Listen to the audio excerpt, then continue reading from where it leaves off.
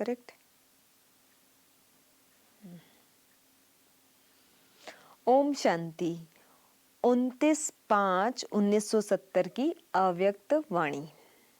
वाणी की हेडिंग है समीप रत्नों की निशानियां। समय कितना समीप पहुंचा हुआ दिखाई पड़ता है, हिसाब निकाल सकते हो।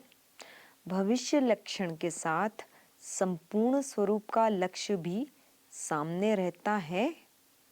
समीप का लक्षण क्या होगा? ये सारे बाबा के प्रश्न हैं, हमें रुककर चेक करना है। जैसे कोई शरीर छोड़ने वाले होते हैं तो कई लोगों को मालूम पड़ता है। आप भी ऐसे अनुभव करेंगे कि यह शरीर जैसे कि अलग है, इसको हम धारण कर चला रहे हैं। समीप रत्न की समीप आने की निशानी यही होगी। सदैव अपना आकारी रूप और भविष्य रूप सामने देखते रहेंगे। प्रैक्टिकल में अनुभव होगा। लाइट का फरिश्ता स्वरूप सामने दिखाई देगा कि ऐसा बनना है और भविष्य रूप भी दिखाई देगा। अब यह छोड़ा और वह लिया। जब ऐसी अनुभूति हो तब समझो कि संपूर्णता के समीप हैं। एक आंख में संपूर्ण स्वरूप और दूसरी आंख में भविष्य स्वरूप, ऐसा प्रत्यक्ष देखने में आएगा। जैसे अपना यह स्वरूप प्रत्यक्ष अनुभव होता है, बैठे बैठे ऐसे अनुभव करेंगे जैसे कि यहाँ नहीं लेकिन उस संपूर्ण स्वरूप में बैठे हैं। यह पुरुषार्थी शरीर एकदम मर्ज हो जाएगा, वह दोनों इमर्ज होंगे। एक तरफ अव्यक्त, दूसरी तरफ भविष्य। जब पहले ऐसा अनुभव आप लोग करेंगे तब दूसरों को भी अनुभव होगा। जैसे एक वस्त्र छोड़कर दूसरा लिया जाता है, वैसे ही अनुभव करेंगे। यह मर्ज हो, वह इमर्ज होगा। यह भूलता जाएगा। इस अवस्था में विल पावर भी होती है। जैसे विल किया जाता है ना, तो विल करने के बाद ऐसा अनुभव होता है जैसे मेरापन सभी खत्म हो गया, जिम्मेवारी उतर गई।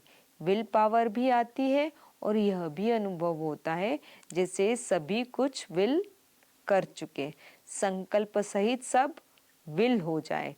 शरीर का भान छोड़ना और संकल्प तब बिल्कुल विल करना, यह है माइट।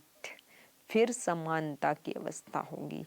समानता व संपूर्णता बात एक ही है। अभी यह चार्ट रखना है, वह चार्ट तो कॉमन है।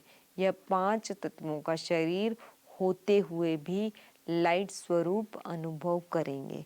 सुनाया था ना कि लाइट शब्द के अर्थ में भी अंतर होता है। लाइट अर्थात हल्कापन भी होता है और लाइट अर्थात ज्योति भी कहा जाता है। बिल्कुल हल्कापन अर्थात लाइट रूप में चल रहे हो। हम तो निमित्त हैं। अव्यक्त रूप में तो हर बात में मदद मिलती है।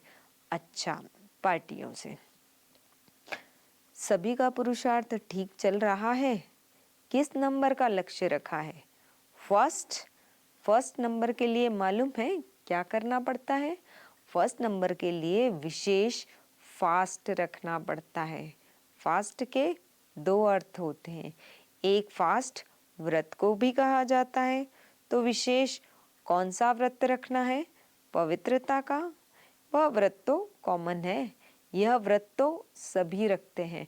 फर्स्ट आने के लिए विशेष व्रत रखना है कि एक बाप दूसरा ना कोई। हर बात में एक की ही स्मृति आए। जब यह फास्ट रखेंगे तो फर्स्ट आ जाएंगे। दूसरा फास्ट जल्दी चलने को भी कहा जाता है, अर्थात तीव्र पुरुषार्थ। महारथी उसको कहा जाता है जो सदैव माया पर विजय प्राप्त करे, माया को सदा के लिए विदाई दे दे। विघ्नों को हटाने की पूरी नॉलेज है। सर्वशक्तिमान के बच्चे मास्टर सर्वशक्तिमान हो तो नॉलेज के आधार पर विघ्न हटाकर सदैव मगन अवस्था रहे।